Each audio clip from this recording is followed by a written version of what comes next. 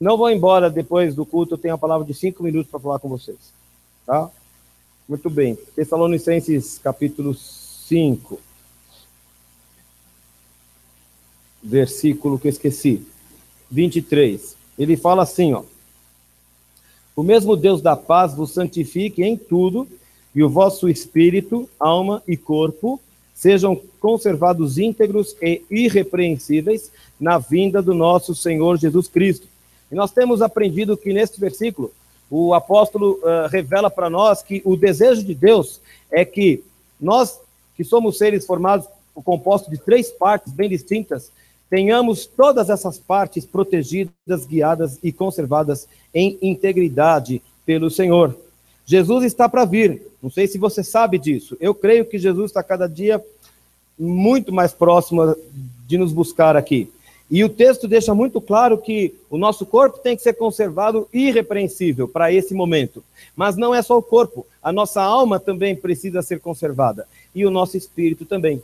Nós já falamos sobre a mordomia da mente, nós já falamos sobre a mordomia da alma, e hoje eu quero falar, então, rapidamente, quando eu falo rapidamente, você sabe o que significa, né? Até sobre a mordomia do espírito, né? E eu, então, vou com vocês aqui relembrar o conceito de mordomia. Eu já estava relendo esses slides e eu fiquei pensando assim, aos poucos a gente vai aprendendo. Pela repetição, tem 3 aspectos que envolvem o conceito de mordomia. Priscila, ele fala assim, a mordomia bíblica é o reconhecimento, aliás, a mordomia tem 3 partes. Primeiro, é o reconhecimento da soberania de Deus, que significa que Deus é dono de todas as coisas, e é Ele quem estabelece todas as verdades, e é Deus quem decide o que é certo e o que é errado, e é Deus que determina o começo e o fim de tudo, porque é tudo dele, ele faz como apraz a ele, e a gente precisa reconhecer essa soberania e adorar a Deus por ela. A segunda parte da mordomia diz que, que a mordomia consiste na aceitação do nosso cargo de depositários da vida e das possessões. De forma que o que o texto está dizendo é que eu não sou dono de nada. Eu sou apenas uma pessoa a quem Deus entregou algumas coisas, mas todas elas são de Deus. Então, os bens que nós possuímos, as roupas que nós vestimos, o tempo que nós ocupamos, as ações, o lugar onde nós trabalhamos, onde nós estudamos, tudo isso, a rigor, pertence a Deus. A família a que pertencemos, as amizades que nós temos, todas as coisas foi Deus que pôs em nosso caminho.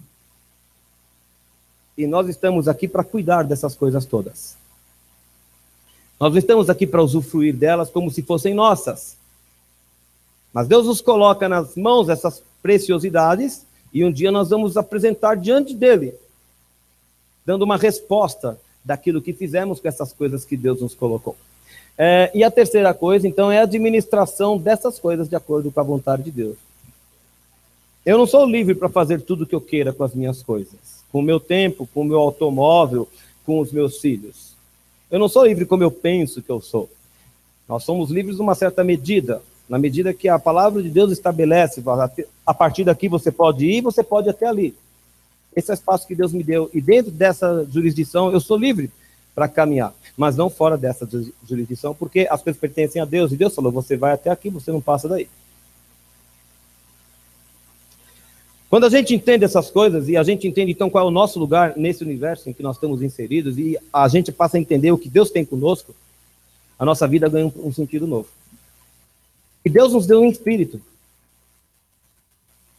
E o espírito faz parte de todas essas coisas que Deus colocou em nós. E de alguma forma eu quero hoje transmitir a ideia de que nós somos responsáveis por cuidar do espírito que Deus colocou em nós. E não podemos ser levianos em relação a isso. O espírito diz lá, o texto base de onde saiu tudo isso aqui, né? O espírito é a parte mais profunda e talvez a parte superior do ser humano. Eu tenho aqui uma casca, que eu vou chamar de corpo, eu tenho aqui dentro uma mente, um conjunto de emoções, mas lá no fundo, a minha essência é o meu espírito. Né? E nós somos os únicos dos seres criados que possuem o espírito. E é isso que nos diferencia de todos os outros animais. Animal tem alma. Você tem um cachorro em casa, você quando acabar a nossa vida aqui na Terra, o corpo desintegra, mas o espírito ou vai para Deus, ou nunca mais vai encontrar o Senhor. E isso nos diferencia dos outros seres todos. Nós somos diferenciados, né? E através do corpo eu posso conhecer o mundo. Eu vejo, eu ouço, eu toco as coisas, né? Através da alma eu posso conhecer a mim mesmo. Eu posso saber se eu sou uma pessoa muito aflita, se eu estou sempre feliz, se eu sou muito melancólico. Mas através do espírito eu posso conhecer a Deus. Não se conhece Deus com a alma. Posso me sentir muito bem com Deus, posso me sentir, às vezes, ofendido com Deus. Tem gente que se decepciona com Deus. Tem um livro já na praça, muito tempo antigo, chamava Decepcionado com Deus. Era uma pessoa crente, e ela conta a experiência dela, não sei qual foi a tragédia que ela passou, e aquele momento inicial de decepção, porque parece que Deus falhou, e ela conta todo o trabalhar de Deus até entender a vontade de Deus na vida dela. Mas há momentos em que nós nos decepcionamos com Deus. Isso tudo é nossa alma. Eu só consigo conhecer a Deus quando eu me conecto com Ele em espírito. Por isso que a Bíblia fala que a nossa adoração deve ser em espírito e em verdade. Eu posso chorar rios de lágrimas aqui no louvor e posso não tocar o coração de Deus, porque foi na alma. Eu preciso adorar a Deus com o espírito. Eu posso escolher as músicas mais bonitas que me falem do amor de Deus por mim. Eu posso escolher as músicas que me façam pensar em como Deus se preocupa comigo. Eu posso cantar os louvores que falem das promessas de Deus para a minha vida. E posso sair daqui contente com tudo isso. E posso não ter adorado a Deus, mas a minha alma pode ter ficado muito contente com tudo isso que eu ouvi. Eu tenho que chegar no espírito, eu tenho que ir mais longe. Eu tenho que ir mais fundo. A gente tem que ir mais profundo. Eu não me sinto apto a falar sobre o espírito. Eu conheço muito pouco. E conforme eu li essas coisas e procurava textos na Bíblia nesses dias, eu comentei com o Senhor no meu espírito, falei assim, eu não sou a pessoa certa para falar disso. Eu tenho tão poucas experiências espirituais para transmitir. Eu precisava ter mais. Eu tive algumas, eu tenho algumas, mas eu precisaria ter mais. Mas algumas pessoas têm ensinado sobre isso, né? Então, quando nós falamos em mordomia do Espírito, nós estamos falando de um zelo, de um cuidado que nós deveríamos ter para que a nossa ligação com Deus seja sempre possível e para que eu possa conhecer o Senhor de uma forma melhor. Quando Jó diz, eu te conhecia de ouvir falar, isso era alma, mas agora os meus olhos te veem, ele teve uma relação espiritual com Deus, ele fala, agora eu te conheço de um jeito diferente. E é isso que a gente precisa alcançar. Se a nossa relação com Deus for uma relação baseada nas histórias que eu ouvi na escola bíblica com as crianças, ela será uma relação da mente. E se ela for uma experiência baseada nas minhas emoções, nas bênçãos que Deus me deu, ou nas tristezas que eu enfrentei, ou alguma coisa desse tipo, eu terei uma relação que parece segura, mas não é, ela é falsa. Eu preciso aprender a me relacionar em espírito com Deus para estar seguro da direção dele em todos os momentos da minha vida. A gente tem muito que caminhar nesse campo. Eu confesso, eu acho que nenhum de nós chegou nesse nível, mas nós precisamos buscá-lo. Deve ser possível encontrar, né? Mas é necessário entendermos primeiro quem nós éramos e quem nós somos. Eu te convido primeiramente, eu vou inverter a ordem aqui. Vamos primeiro para 1 Coríntios, capítulo 15. 1 aos Coríntios, capítulo 15, versículos 45. O contexto em que Paulo escreveu isso é o contexto em que os coríntios tinham perguntado, quando as pessoas ressuscitarem e estiverem diante do Senhor, como é que elas vão aparecer? Será que esse corpo assim, cheio de ruga na cara, com dente cariado, com cabelo caindo, como é que vai ser? E Paulo estava dizendo que os nossos corpos serão totalmente restaurados e transformados, e nós seremos como Cristo. Estaremos lá. Mas então, nesse momento, ele traz um conceito muito importante. Ele fala que o primeiro homem, Adão, foi feito alma vivente. O último Adão, porém, é espírito vivificante. Agora eu sei quem é o primeiro Adão. O primeiro Adão foi aquele do Jardim do Éden, que foi feito alma vivente, o Senhor soprou nele o espírito, e ele passou a ser a alma que vivia. Mas o espírito dele morreu. Quando que o espírito dele morreu? Quando ele come o fruto. Quando Deus diz para Adão e para Eva, no dia em que dele comerdes, certamente morrereis, O nosso texto em português diz certamente morrereis, mas o texto original diz morrendo, morrereis.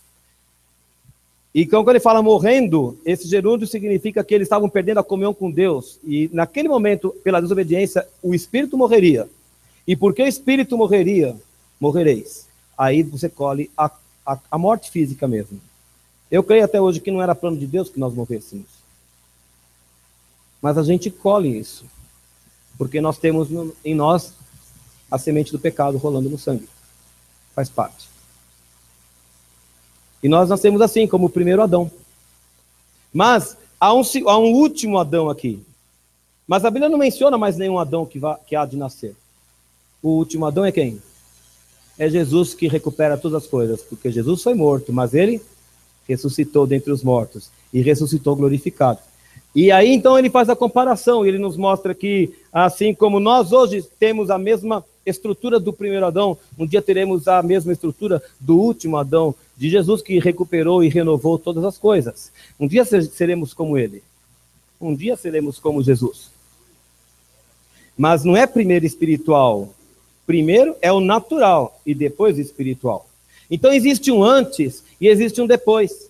Existe um ontem, existe um hoje. E é necessário que nós entendamos espiritualmente o que nós éramos e o que nós somos, para sabermos por que é que devemos cuidar desse espírito. Aí o 47 fala que o primeiro homem foi formado da terra é terreno, o segundo homem é do céu. Então, quando nós falamos em mordomia do espírito, nós estamos nos preparando para cuidar do nosso espírito, porque ele vai se encontrar com Deus no céu e nós vamos usufruir das bênçãos da vida depois daqui.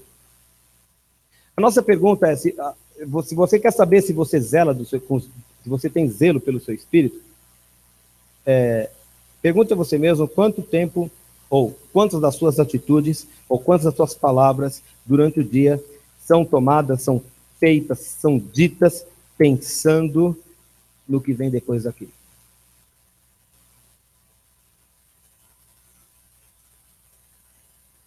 Porque o segundo homem é celeste. O último Adão. Então, vamos lá para Efésios, para entendermos mais ou menos quem nós éramos. Aliás, eu pulei uma expressão muito importante. Ele fala que o último Adão é espírito vivificante. Ele fala que o primeiro Adão era uma alma, mas ele fala que o último Adão é espírito. O primeiro Adão era uma alma que vivia. O segundo Adão, o último Adão é um espírito que dá vida. Vivificante é isso, que transmite vida, né? E em Efésios capítulo 2, é um dos meus textos prediletos na Bíblia, diz assim: ele vos deu vida. Ora, se ele nos deu vida, o que nós éramos antes? Mortos. Quando a pessoa nasce, ela pode ser linda, maravilhosa e ter cheiro de bebê, mas ela nasce morta, espiritualmente morta. É a verdade sobre todos nós. Ele vos deu vida estando vós mortos, nos vossos delitos e pecados, nos quais andastes outrora, segundo o curso deste mundo, segundo o príncipe da potestade do ar, do espírito que agora atua nos filhos da desobediência, e entre os quais também todos nós andamos outrora, segundo as inclinações da nossa carne, fazendo a vontade da carne e dos pensamentos, e éramos, por natureza, filhos da ira, como também os demais. O nosso estado inicial era de morte, de total separação de Deus. Ainda bem que tem um mas no versículo 4. Mas Deus, sendo rico em misericórdia, por causa do amor grande com que nos amou, e mesmo que nós estivéssemos mortos em nossos delitos, nos deu vida juntamente com Cristo. Então, se Ele deu, nós somos salvos pela graça. Não tenho mérito na minha salvação. Jesus me deu a salvação. E aí, além disso, Ele me ressuscitou. Versículo 6 diz, nos ressuscitou e nos fez assentar nos lugares celestiais em Cristo Jesus. Essa é a posição que nós temos hoje. Assentados à direita de Deus junto com Cristo. Para quê? Para você distribuir ordens para os anjos? Não.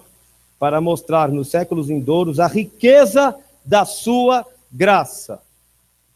Na verdade, quando eu venho aqui nesse púlpito e posso falar da palavra de Deus a vocês, quando você vem aqui e dirige uma oração, quando você prepara um evento de mulheres nesse lugar, quando vem a Isis lá dos Estados Unidos até esse lugar e transmite a palavra de Deus, tudo isso é um testemunho da graça de Deus em cada um de nós, porque eu não merecia estar aqui, nem a Isis, nem você, nem ninguém, porque nós somos pecadores. A graça de Deus está testemunhada porque nós estamos aqui fazendo isso. E é bondade para conosco em Cristo Jesus. Aí no versículo 10 ele fala que nós somos feitura dele, criados em Cristo Jesus para boas obras. Então presta atenção, meu querido. O nosso estado anterior era morto, nós estávamos separados de Deus pelos nossos pecados, mas em Cristo nós somos ressuscitados, mas essa ressurreição tem um propósito. Hoje nós estamos vivos, mas com um propósito. Não estamos aqui vivos para esbanjar, não estamos vivos aqui para folgar, não estamos vivos aqui para levarmos a vida como quisermos. Estamos aqui vivos com um propósito que Deus definiu para nós. E é por isso que devemos cuidar desse espírito. Eu preciso descobrir qual é o propósito. Havia uma brincadeira que ensinaram a fazer lá em Atibaia, lá no acampamento, porque lá sempre tem jovens prontos para entrar na faculdade e tudo, e você pergunta para a pessoa, por que você vai à escola? Porque ninguém fala que vai porque gosta, né? Porque, afinal de contas, quer dizer, a menos vai para o social, né? Social sempre é legal, mas por outros motivos não dá, né? A pessoa fala, porque eu tenho que entrar na faculdade. Por que você tem que entrar na faculdade? Porque eu preciso de um emprego. Por que você precisa de um emprego? Porque eu preciso ter dinheiro. Porque eu preciso casar. Porque eu preciso comprar casa. Porque eu tenho que viajar. Porque eu tenho que fazer isso e aquilo. Mas para quê? Para morrer depois. Então pula essas etapas, então, porque dá muito trabalho. Qual é o seu propósito? Porque aquele que não conhece Jesus está morto. Quando ele der o último suspiro dele, acabou. É juízo. Você sabe disso, você conhece a Bíblia, você sabe o que a palavra de Deus fala. Mas quando eu sair daqui, eu vou encontrar o Senhor na glória. E eu vou apresentar para ele tudo aquilo que eu realizei aqui. E o Senhor vai pegar todas as minhas obras e passar pelo fogo. A minha vida tem um propósito aqui. Eu tenho que zelar por esse propósito. E eu não posso pensar assim, eu levo minha vida cada dia de um jeito. Como é que se fala aí, meu Deus do céu? Deixa a vida me levar. Então tá, o vento levou também. Não vai dar certo. Não é por aí. Você tem que ter um propósito, tem que ter um alvo, tem que ter um objetivo. Eu sei o que eu quero com a minha vida, que na verdade não é minha. E você? Agora, eu quero passar rapidamente aqui, não sei se... Sai. Pronto. Frente. Há 4 pecados, há muitos pecados que são da alma, tem pecados que são do nosso corpo, mas alguns pecados são do nosso espírito. E eu quero apenas mencioná-los para que aprendamos a discerni-los e que aprendamos também a tratar com eles. Amém? O primeiro é da idolatria. O que significa idolatria? A idolatria é aquela reverência ou aquela adoração que nós temos para com qualquer outro ser que não seja o Senhor Jesus. Romanos capítulo 1 diz que Deus entregou o ser humano para praticar coisas inconvenientes com uma disposição de mente reprovável, porque primeiro ele decidiu adorar a criatura e não o Criador. O pecado da perversão sexual que você encontra aí fora no mundo é um juízo de Deus sobre a raça humana. Eu diria quase que é inevitável lutar contra isso, porque Deus destinou a raça humana a esse juízo. Mas você deve saber que ele foi plantado no ser humano por causa de um outro pecado que não era de ordem carnal, era um pecado de ordem espiritual. Quando o homem desistiu, ou melhor, ele rejeitou dar glória a Deus, ele passou a dar glória a bípedes, quadrúpedes, répteis, aves.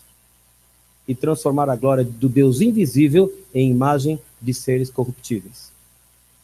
E Deus falou, então tá bom. A idolatria é um pecado. E ele está no nosso coração. Às vezes nós idolatramos o dinheiro. Às vezes nós idolatramos a comida. Às vezes nós idolatramos o automóvel, a nossa coleção de chaveiro, o nosso canil. Eu não sei, mas qualquer coisa que ocupe um lugar mais importante e vital do que o próprio Senhor Jesus na nossa vida, torna-se um ídolo. E o Senhor não aceita. O Senhor não aceita. Estou falando para ele acordar, porque ele está pensando assim na aula de português, quando é que são 30 de... Bom, enfim. O segundo... O que diz o mandamento? Não terás outros deuses diante de mim. Não vai ter. Deus faz questão de ser o primeiro e de ser o único.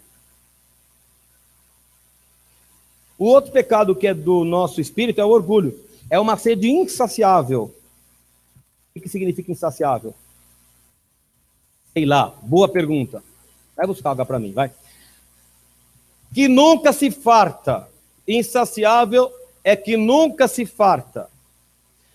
O orgulho é aquele desejo de aparecer mais do que os outros, de ser mais do que os outros. Ele nunca está saciado. Eu posso ser mais do que eu dentro da minha casa, mais do que eu não dá. Eu posso ser mais do que os outros dentro da minha casa. Mas depois, quando não for suficiente ser mais importante que os outros da minha casa, eu quero ser mais importante que os outros da família toda. Quando eu não conseguir mais, quando isso não for suficiente, eu vou querer ser mais importante que os outros da minha classe. Depois eu vou querer ser mais importante que os outros da minha escola. Depois eu vou querer ser mais importante que os outros da minha igreja. E assim por diante. O orgulho é insaciável, porque eu sempre quero ser mais, quero ser mais, eu quero ser mais, eu quero ser mais. E a gente vai inflando, igual um sapo, respirando assim, e até uma hora você explode. Você sabe que na literatura o sapo representa orgulho. Porque ele enche o papo dele.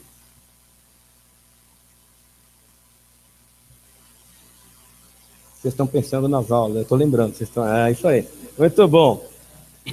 Então, o orgulhoso sempre busca autoafirmação. Eu tenho que provar que eu sou. Então eu vou mostrar para todo mundo as minhas melhores habilidades para que todos reconheçam como eu sou bom, como eu sou capaz, como eu sou habilidoso, como eu sou lindo, maravilhoso. Mas a palavra de Deus fala que o Senhor resiste aos soberbos. Outro dia eu estava lendo, a Anice estava lendo lá o Facebook, e nós ficamos muito tristes quando nós vimos que um irmão em Cristo escreveu assim: eu tenho muito orgulho do que eu faço, eu tenho muito orgulho de tudo que eu faço, eu tenho muito... Meu querido, nunca tenha orgulho de nada que você faz. A palavra de Deus, em 1 Coríntios, fala: o que você tem que você não tenha recebido? O que você fez que o Senhor não tenha te abençoado? Eu não me orgulho de nada, nem das coisas boas que eu tenha feito. Eu não me orgulho porque eu sei que foi o Senhor que fez em mim. E ai de mim no dia que eu achar que foi meu braço que conseguiu. Porque o Senhor resiste aos soberbos. Não é que Deus fica triste, ele resiste. O soberbo quer crescer para cá e ele põe a parede e fala: daqui você não passa. E eu vou te mostrar como você é limitado.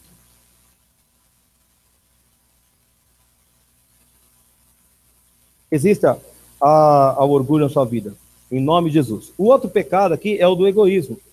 O egoísmo é aquele pecado que se manifesta tanto no relacionamento com Deus como no relacionamento interpessoal. O egoísta é obsessivo. Ele faz questão de ter tudo para si. Ele quer ser o centro das atenções, né? Tudo acontece em torno do seu ego. Ele se sente a cereja do bolo e todo mundo tem que disputá-lo. O egoísta é mais ou menos dessa forma. E em Tiago capítulo 4, veja só o que Deus falou por intermédio do apóstolo. Ele falou assim: olha, vocês não têm porque vocês não pedem. E quando pedem, pedem mal. Porque vocês pedem para esbanjar nos seus prazeres.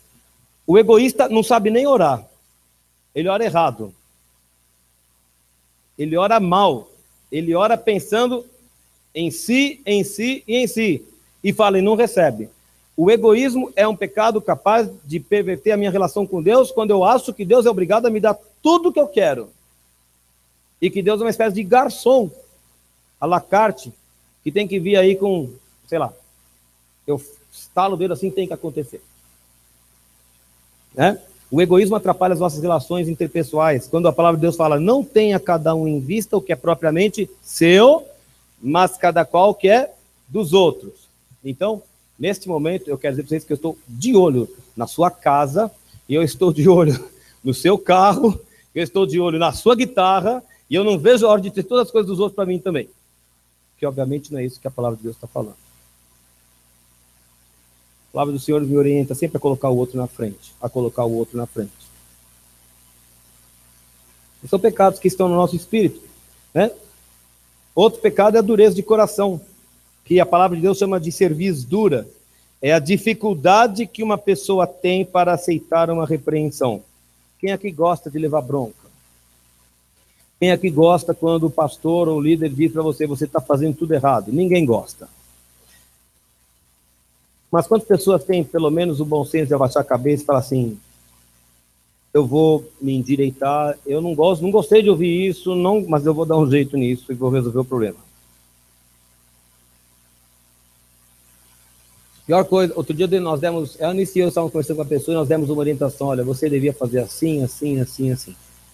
Só pediu oração, nós oramos pela pessoa, nós demos conselhos pastorais para a pessoa. A pessoa foi para casa.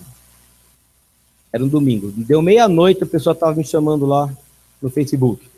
Então, eu pensei bem, eu não quero fazer nada do que você falou, tá? Eu não preciso. Então, tá bom. Se eu cobrasse por oração, teria valido a pena, pelo menos. Tá bom. Acontece todo mundo. Por que a gente não escuta, abaixa um pouquinho a cabeça? Porque nós somos assim. Quem gosta de admitir que tem problema? Quem gosta de admitir que tem lutas pessoais? Ninguém gosta de admitir. Todo mundo é perfeito. Todo mundo é perfeito. Mas quando a gente fecha a porta do nosso quarto, apaga a luz e põe a cabeça no travesseiro, a gente sabe bem quem a gente é. Só que lá a gente está indefeso. Quando a gente podia chegar e falar, Timóteo, tem um problema, eu preciso compartilhar com você meu problema, você pode me ajudar? E ele podia ser aqui um homem que ia trazer uma direção de Deus para minha vida. Ah, mas isso vai me custar muito caro, eu vou ter que ouvir, vou ter que obedecer ainda. Por que Israel ficou tanto tempo andando no deserto? Porque era um povo que tinha serviço dura. E não cria no que Deus falava. E não atendia às orientações de Deus. Fica difícil. Fica difícil. São pecados que estão no nosso espírito. E nós precisamos aprender a lidar com eles e vencê-los. Né? O espírito deveria predominar sobre todas as coisas.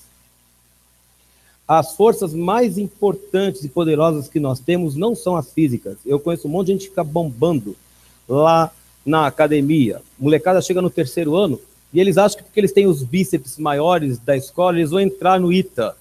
Não, meu querido, não é pelo tamanho do seu bíceps que você vai entrar no ITA. Pode parar de malhar, que não é disso. É verdade, não adiantou, olha aí, tá vendo? Bom.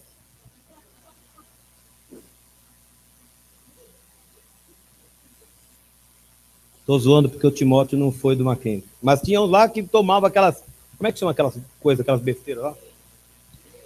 Eu não sei o nome, mas enfim. Tinha um sujeito que tomava 3 daquele por manhã. Era aquilo lá, era isso, napudo, né? Então, cresceu o nariz, o braço não. Virava um atrás do outro, um atrás do outro, um atrás do outro. Eu falava, para com isso, rapaz, para com isso. Não vai adiantar nada. Mas elas gostam. Então, tudo bem.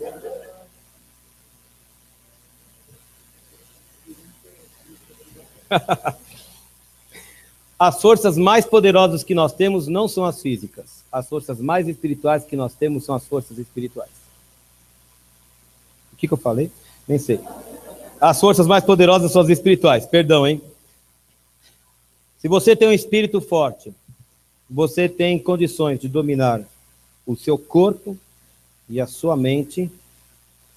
E, na verdade, é pelo espírito que se mede o caráter das nossas ações. Deixa eu explicar uma coisa. Ações muito boas ou muito bonitas, muitas pessoas poderão aplaudir. E Deus poderá dar de ombros, porque Deus olha o que está motivando lá dentro as nossas ações. As pessoas não sabem o que se passa aqui dentro quando eu faço um discurso bonito ou quando eu elogio alguém. Ninguém sabe. Eu sei. E ele sabe. E ele pode me aprovar ou me reprovar, porque ele conhece o que está lá dentro do meu coração. E eu preciso zelar por isso também. Lá em Atos capítulo 8, a gente não vai abrir agora porque o texto é longo, tá? Ele conta a história de um homem chamado Simão. Ele morava em Samaria e lá estava o diácono Filipe. E Filipe estava realizando grandes sinais em nome de Jesus e muitos milagres estavam acontecendo ali pelas mãos de Filipe. Só que antes de Filipe chegar lá, Simão era o bambambam. E ele realizava mágica e, na verdade, ele era ilusionista. E as pessoas acreditavam nas suas ilusões, ao ponto de dizerem que ele era o grande poder de Deus que estava lá. Ele tinha um rol de seguidores. Mas aí apareceu o Filipe, e o Filipe não fazia truque. O Filipe operava milagre de verdade. Ele falou, mas isso eu preciso aprender, meu Deus, não é possível. Aí o texto conta que tanta gente se converteu que o próprio Simão resolveu se converter também. O texto fala até que ele foi batizado. E uma versão da Bíblia que eu li diz que ele até virou meio que o braço direito do Filipe, caminhando para lá e para cá, sei lá, virando as páginas da Bíblia do Filipe, ligando o computador do Filipe, alguma coisa assim, servindo ao Filipe. Quando chegaram os apóstolos e começaram a orar sobre as pessoas, elas começaram a receber o Espírito Santo, e elas foram caindo ao chão, o Simão falou, mas isso é demais, eu preciso disso. Quantos não gostariam de ter o poder do Espírito Santo em suas mãos e realizar a vontade de Deus e espalhar o reino de Deus pela terra? Não é? Aí você imagina só se viesse aqui, o Edgar aqui falasse assim, olha, Fábio, eu queria muito participar desse ministério e eu gostaria de contribuir para o crescimento do reino de Deus na terra. Eu diria, nossa, que coisa louvável, que maravilha, vem aqui me ajudar e tal. Mas o Simão um dia não entendeu a coisa. Ele pegou o dinheiro que ele tinha, pôs na mão de Pedro e falou, ó, eu estou aqui querendo comprar esse poder que vocês têm.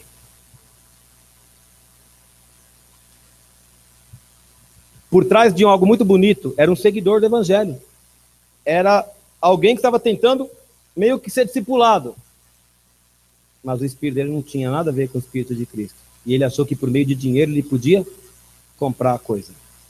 Pedro fala para ele, você sai daqui porque você está em fel de amargura e o seu coração carrega iniquidade. A alma dele estava amargurada, porque ele tinha perdido a clientela. Mas o espírito dele falava, eu tenho que ter essa clientela de volta. É a iniquidade no coração. Vou comprar o dom.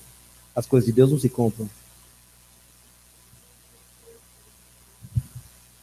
Pois é, eu acho que o Simão nasceu na época errada. Talvez se fosse hoje ele conseguisse. Capítulo 5 de Atos fala de Ananias e Safira.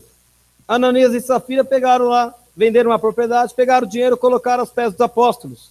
Não é bonito? Aquele dinheiro seria repartido, ou talvez fosse convertido em mantimentos para os que estavam sendo perseguidos. Não é legal fazer boa ação? Não é legal pegar o seu dinheiro e repartir com quem precisa?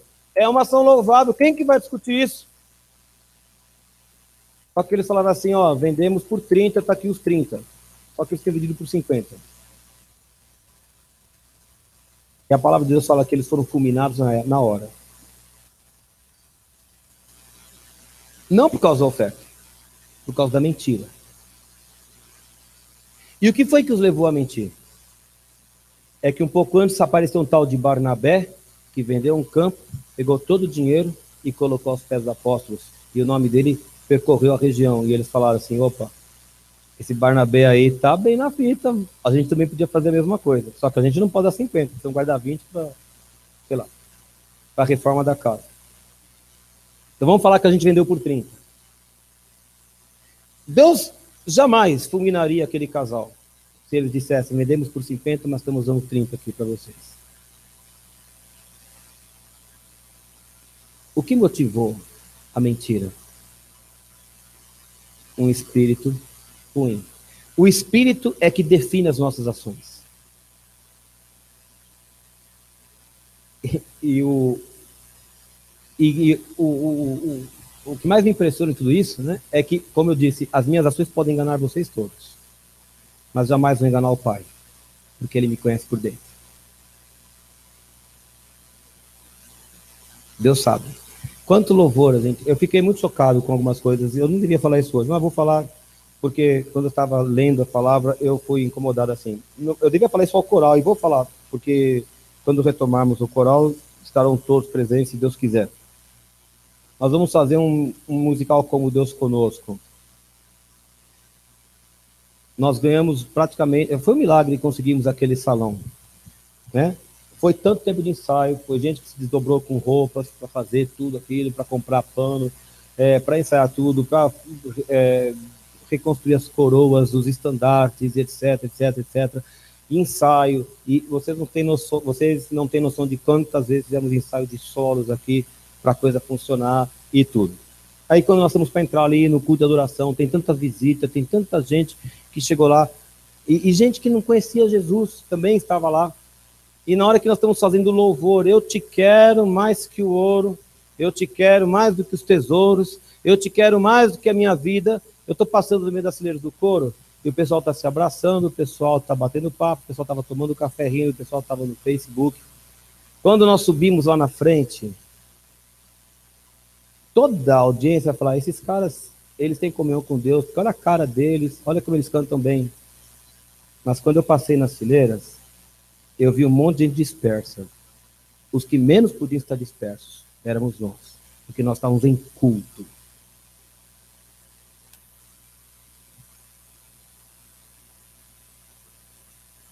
E aí nós entramos, aí eu entendo microfones apagando no meio de tudo. Eu entendo tudo acontecendo. Eu entendo bandeira enroscando em bandeira. Eu sei porque eu vi, eu sei o que eu vi. Nós estamos em culto. Ninguém da audiência viu, ninguém sabe, mas o nosso Pai, que foi receber o culto, ele viu, ele sabe. Deixa eu contar uma coisa para vocês. Quando eu viajei com a Amy para os Estados Unidos, foram 45 dias viajando no ônibus. 45 dias no inverno e o ônibus não tinha ar-condicionado.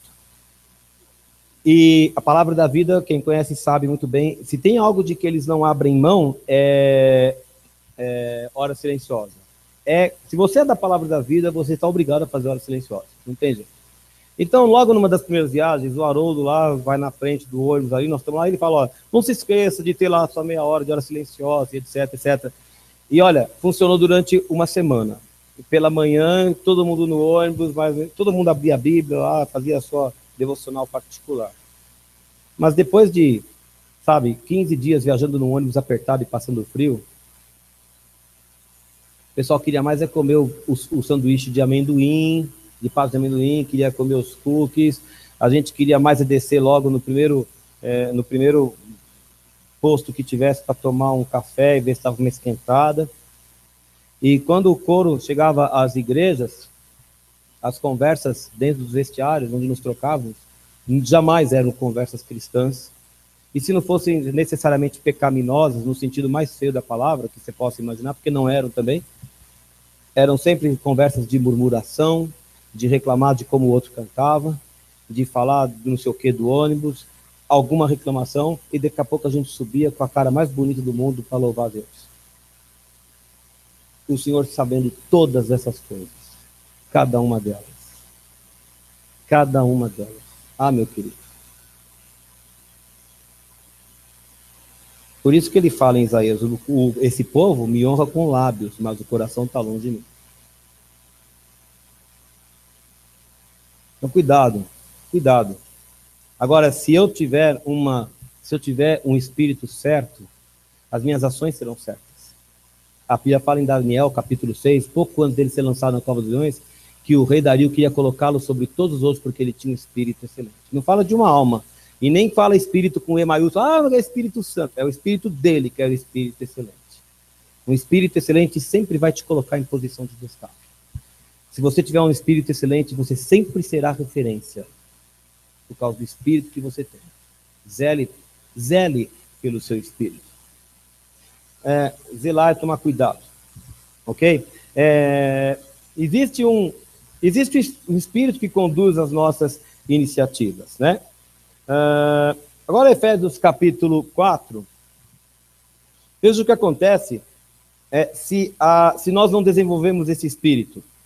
O texto muito conhecido fala no versículo 11 que Deus concedeu uns para apóstolos, outros para profetas, outros para evangelistas e outros para pastores e mestres. Para quê?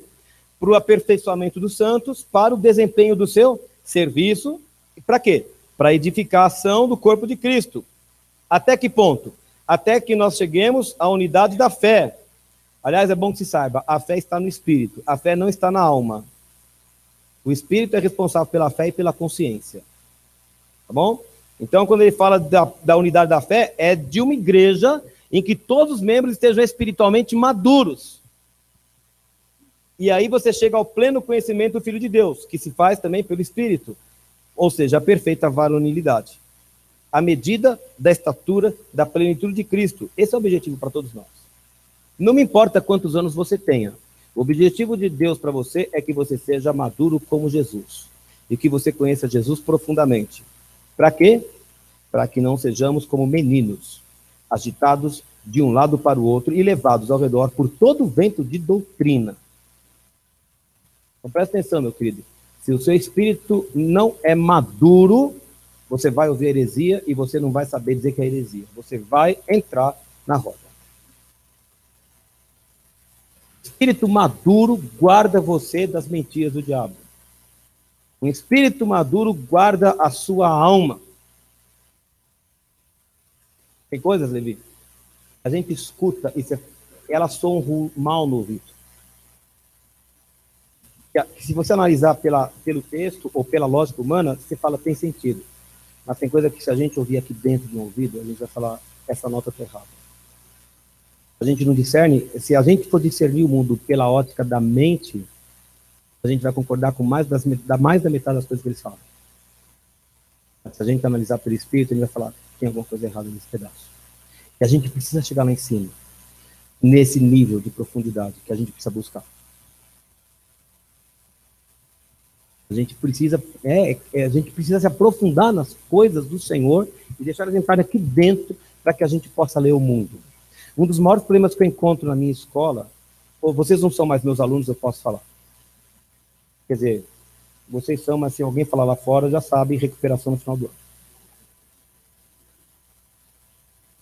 Os maiores problemas que a gente encontra é que quando nós entramos nesses debates do mundo pós-moderno, toda vez que eu trago uma opinião minha, eu vou ser execrado na sala.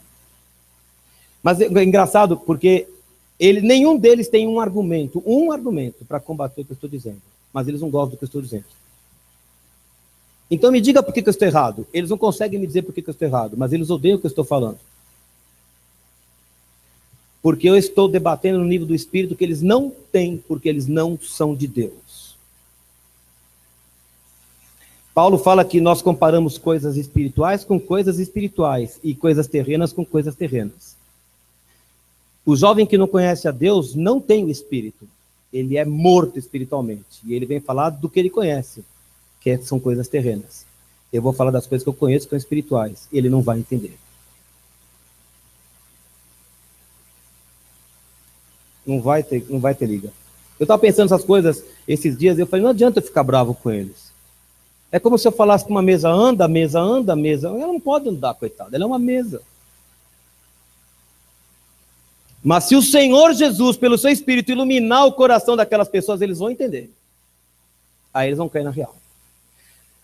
Eu estava conversando com outro aluno que é ateu, ex-aluno que é ateu, e veio me criticar. Tal. O ano todo ele pôde falar, ele pôde rebater quando eu falava de Jesus.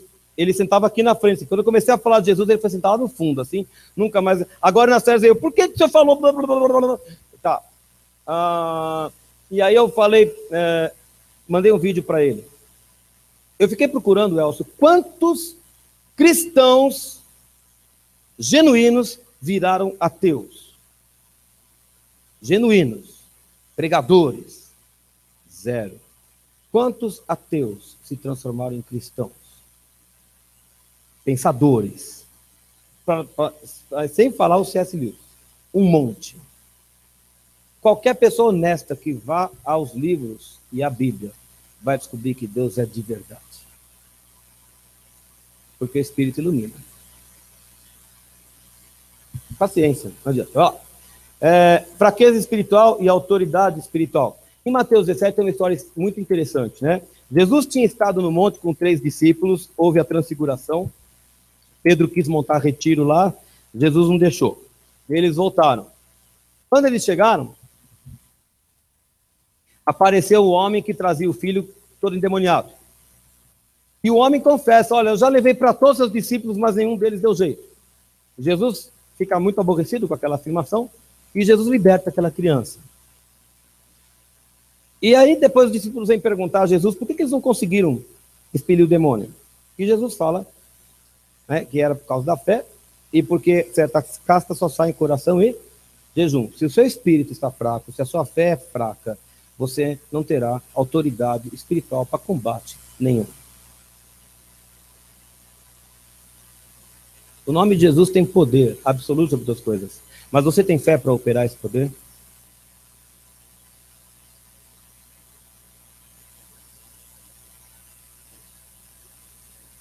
Eu também não sei se eu tenho. Eu estou fazendo essa pergunta. A gente precisa se aprofundar nas coisas de Deus.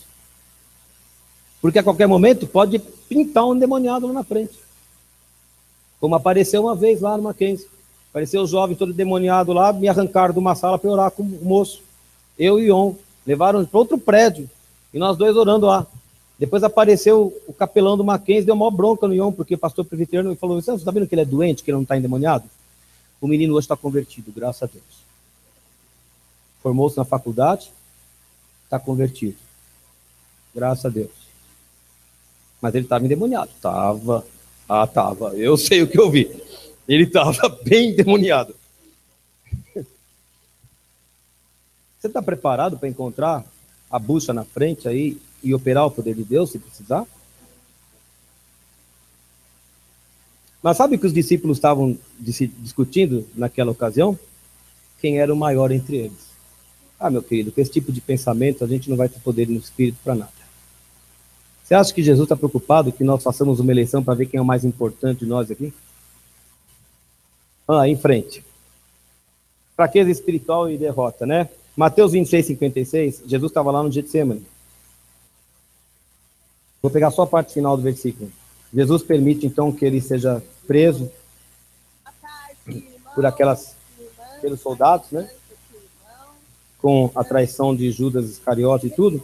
E quando chega no versículo 56, no finalzinho do versículo, tudo aconteceu para que se cumprissem as escrituras, e aí fala que os discípulos todos, deixando-o, fugiram.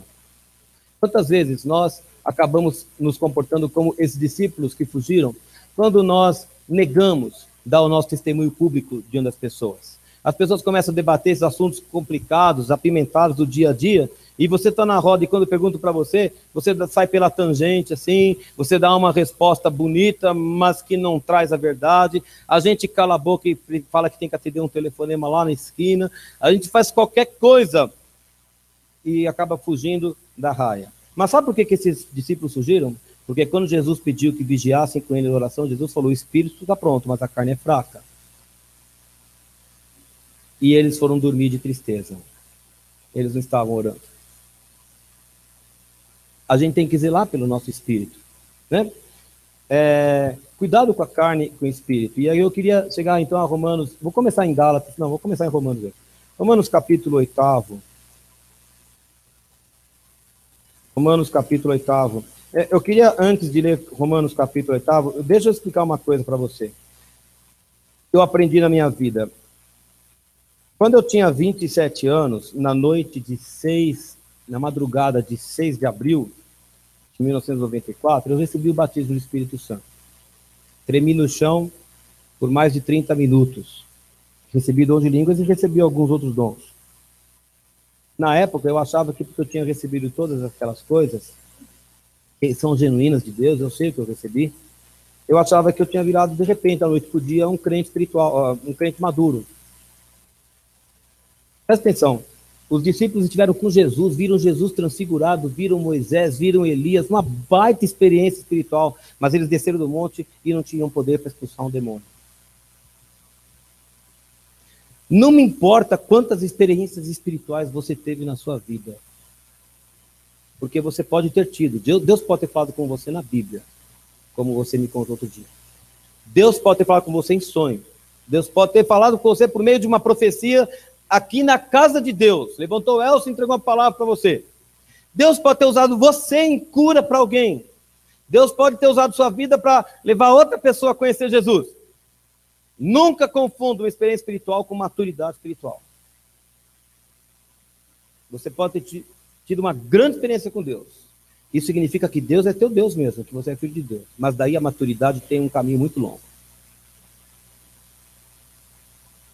Isso só indica que você está no caminho certo. Continue nele. E prosseguindo sempre. Amém? Vamos lá então a Romanos capítulo 8. Versículo 5. Os que se inclinam para a carne cogitam das coisas da carne, mas os que se inclinam para o espírito, das coisas do espírito. Porque o pendor da carne dá para a morte, mas o do espírito para a vida e paz. Por isso o pendor da carne é inimizade contra Deus, pois não está sujeito à lei de Deus, nem mesmo pode estar. Portanto, os que estão na carne não podem agradar a Deus. Quer agradar a Deus? Tem que negar a carne. Deus não dá opção equilibrada, 50%, meio a meio. Ou você faz uma coisa ou você faz a outra.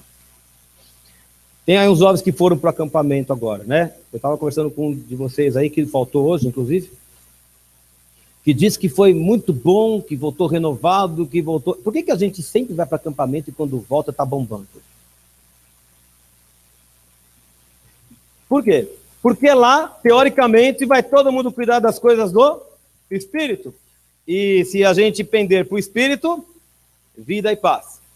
Só que a gente volta para cá e a vida continua. E os amigos chamam para ir não sei aonde, os outros para fazer não sei o quê, e a televisão com aquele programa, e o computador no quarto lá sempre aberto.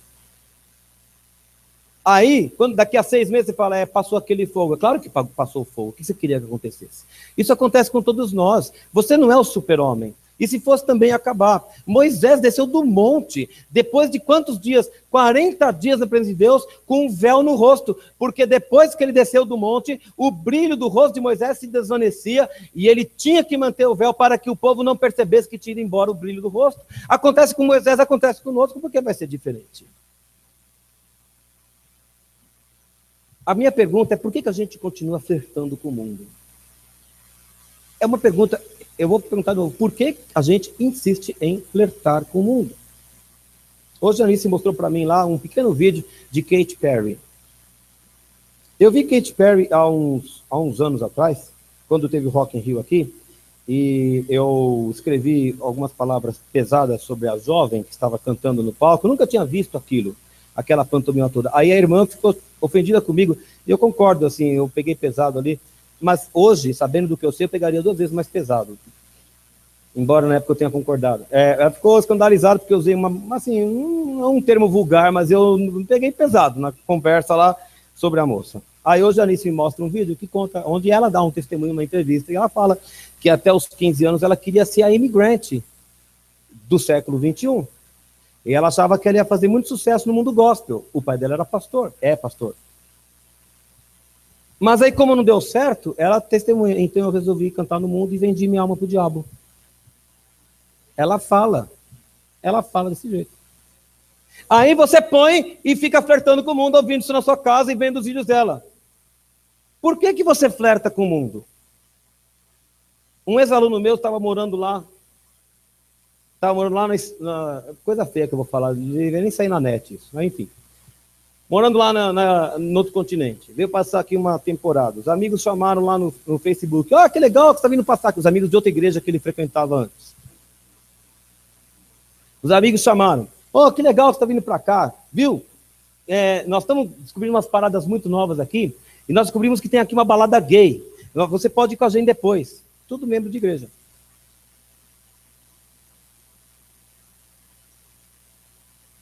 Você vai dizer para a pessoa... Você frequenta essa igreja, você vai dizer para ela que ela precisa se converter e que precisa se arrepender do pecado? Você está fazendo igual a eles? O seu Jesus é diferente do deles? Cuide do seu espírito, meu querido. Cuide do seu espírito. Depois te conto a igreja. Perguntei para ele, mas o pastor da sua igreja sabe disso? O menino falou, eu nem fui nessas paradas aí e tal, não deu liga e tal, nem estou indo nesse grupo aí. Mas eu perguntei para ele, seu pastor sabe disso? Deve saber, porque lá eles fazem tudo e falam para todo mundo o que eles fazem.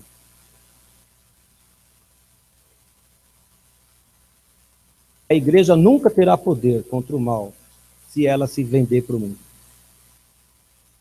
Cuide do seu espírito, cuide do seu espírito, para de flertar com o mundo. Eles não têm nada para nos oferecer. Eles são mortos. A Bíblia diz que eles são mortos. Você não entende isso? Agora, você moraria no cemitério? Você sairia de braço dado com um cadáver? Você vai sentar à mesa com um cadáver, ter papo com ele? Jogar uno com ele? Não vai, caramba. Você sabe disso. Você vai sair com o cadáver. Por que crente detesta andar com crente? E fazer programa de crente? Mas eu disse crente, eu não disse que pensa que é crente. O pendor da carne dá para a morte. O Nenê sempre prega aqui, ó. O cara fala assim, eu quero vencer meus pecados, ó. Se você alimenta carne, ou você alimenta carne ou você alimenta espírito. Se você alimenta espírito, espírito vai vencer a luta. Se você alimentar carne, carne vai vencer a luta.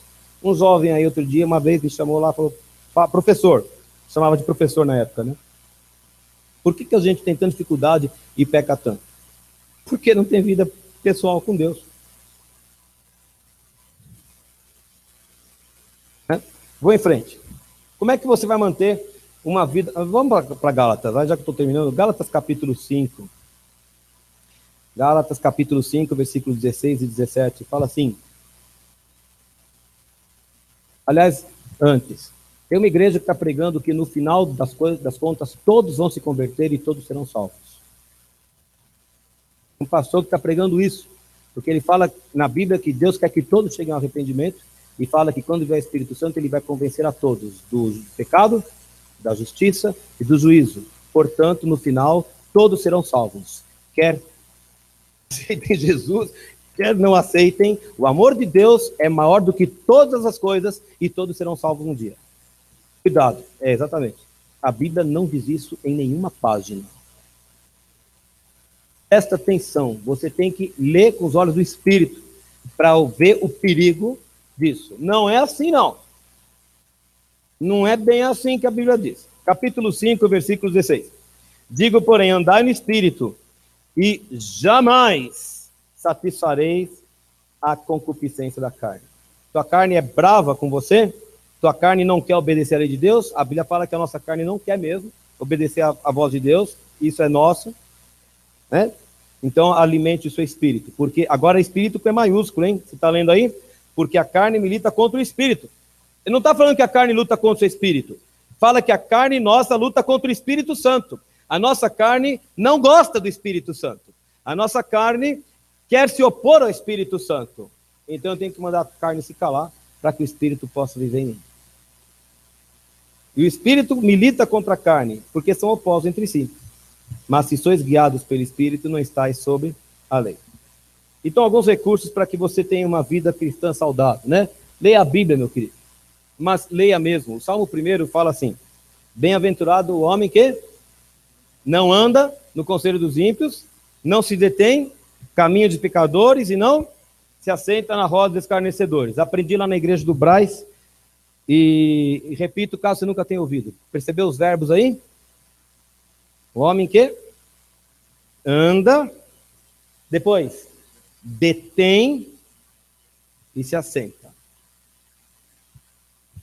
A gente faz isso. A gente começa a andar muito perto, vai andando no conselho dos ímpios. Aí tem uma hora que você para observar. Caminho dos pecadores. Aí tem uma hora que você se assenta na roda dos escarnecedores. Bem-aventurado que não faz isso. Antes, o seu prazer está na lei do Senhor. E nessa lei a pessoa medita dia e noite. Aí ele fala da árvore e tal. Salmo 119, versículo 7. De que maneira... É isso? 119, 7 ou 9? 9, perdão, gente. Perdão. 9. De que maneira poderá o jovem guardar puro o seu caminho? Quer andar em pureza? Como é que você faz para manter o seu caminho puro? O que ele fala aí? Observando de acordo com a tua palavra. Versículo 11. Guardo não é alma, viu? Não é alma. Coração aí não é alma.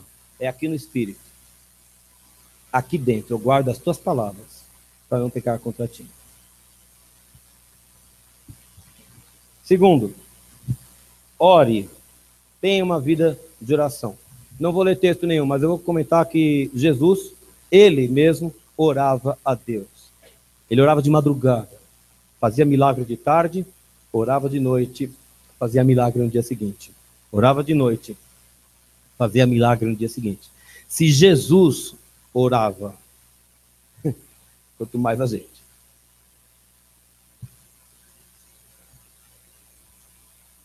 Três, trabalhe. Trabalhe. Eu estava dizendo no começo desse estudo que nós fomos salvos, que Deus nos deu vida, para com um propósito. O propósito não é você ir à igreja uma vez por semana. Desculpa que eu sei que tem alguns jovens aqui que não são de igreja nenhuma. Não faz nenhum sentido você ser salvo por Jesus e não ter uma igreja onde você possa ser treinado para exercitar aquilo que Deus deu para você e chegar ao seu propósito. Deus não é louco. Deus sabe o que está fazendo. Foi Deus quem criou a igreja. E Deus criou a igreja exatamente para que a gente possa colocar Efésios 2 em prática. Volto lá no versículo 13. O que diz lá? Agora, em Cristo Jesus, vós, que antes estáveis longe, fostes aproximados pelo sangue de Cristo. Nós somos salvos. Nós ganhamos vida. Estamos de novo próximos de Jesus. E olha o que acontece então no versículo 19. Assim, não sois estrangeiros e peregrinos, mas concidadãos dos santos e sois da família de Deus, edificados sobre o fundamento dos apóstolos e profetas, sendo ele mesmo, Jesus, a pedra angular. Então, presta atenção, o nosso conhecimento é na doutrina que o Senhor Jesus ensinou e que também foi transmitida por apóstolos e profetas.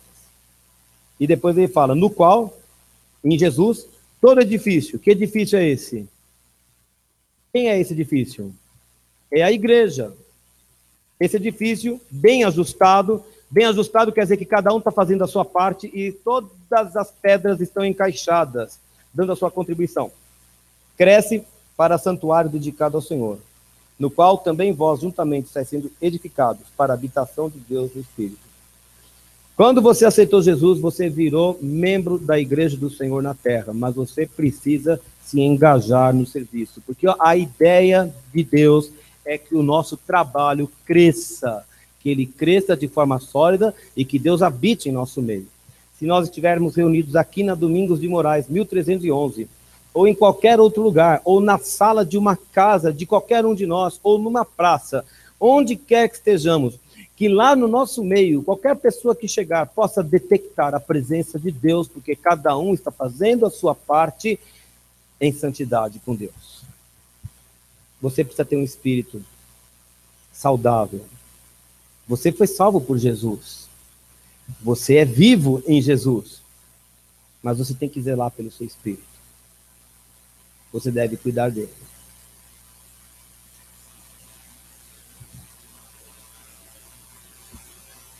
Eu quero convidar você a um cântico final aqui. Nós vamos pedir ao Espírito Santo, na verdade, agora, que venha controlar todo o nosso ser. Eu vou pedir que vocês se coloquem em pé e nós vamos terminar com essa oração.